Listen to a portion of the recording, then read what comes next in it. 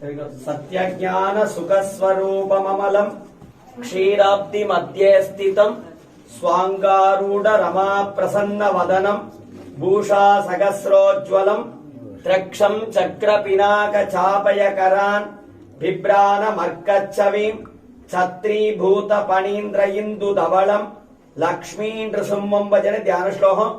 कल्याण लक्ष्मी नृसिंहन பெருமாளுடைய திருநாமம் மடியில மகாலட்சுமி செஞ்சுலட்சுமி தாயார் இருக்கா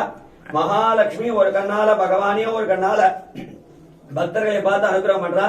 இங்க மகாலட்சுமி பிராட்டி பெருமாள் ஆலிங்கனம் பண்ணிட்டு இருக்கா லக்ஷ்மியா சமாலிங்கித வாமபாகம் லக்ஷ்மி நரசிம்மம் சரணம் பிரபத்தியனே இங்க பெருமாள் தாபனீய ரகசியானாம் சாரக் காமாசிகா ஹரின்னு திரிநேத்திரத்தோட பெருமாள் சேவை சாதிக்கிறார் மூணு கண்களோட பக்தாளுக்கு ஏற்படக்கூடிய எல்லா தோஷத்தையும் போக்கி அனுகிரகம் பண்ணணும்ன்றதுக்காகவே பக்த ரட்சணம் பண்ணணும்ன்றதுக்காகவே இங்க பெருமாள் அவதாரம் பண்றார் மேல ஷண்ணால் குடையாம் இருந்தால் சிங்காசனமாம்னு மேல ஆதிசேஷன் குடம் பிடிச்சிருக்கார் பக்தாள் கூப்பிட்ட உடனே போய் காப்பாத்துறதுக்காக நாளை என்பது நரசிம்மன் இடத்தில் இல்லை கூப்பிட்ட உடனே போய் அனுகிரகம் பண்ணணும்ன்றதுக்காக திருவடியில பாதுகு சமர்ப்பிச்சு எப்பயுமே சித்தமா இருக்கார் பகவானுடைய ஆக்ஞிக்காக கீழே கருடன் காத்துருக்கார் இங்க குழந்தை பிரகலாதன் பக்தசிய தானவ சிசோ பரிபாலனாயன்னு குழந்தை பிரகலாதன் இருக்கார் கலியுகத்துல பிரகலாதன மாதிரி பக்தி யார் பண்றாலும் உடனே போய் ரட்சணம் பண்றேன் அப்படின்னு சத்தியம் விதாதம் நிஜ பிரித்திய பாதினம்னு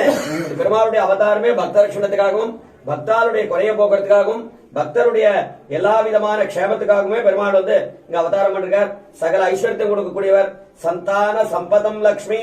ஆயுர் ஆரோக்கிய பூர்விகாம் ஸ்ரீ நிருசிம்ம பதத்வந்தோ தத்யாதத்யந்த வைபவம்னு சந்தானம் சம்பதம் லக்ஷ்மியும் ஆயுகு ஆரோக்கியம் எல்லாத்தையும் கொடுக்கக்கூடியவர் பரமசிவனாலேயே சர்வோபியம் சமாஸ்ருத்திய சகலம் பத்ரம் அஷ்ணுதே ஸ்ரீயாச்ச பத்ரயா ஜுட்டா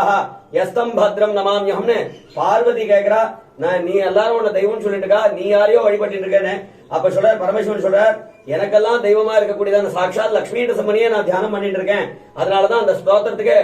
மந்திரராஜ பத ஸ்தோத்திரம் மந்திரத்துக்குள்ளேயே ராஜாவான ஸ்தோத்திரம்னு பேரு பரமசிவன் வாயாலேயே சொல்லப்பட்டதான அந்த ஸ்லோகம் ரொம்ப உயர்ந்ததான நிருசிம்மனால கொடுக்க முடியாது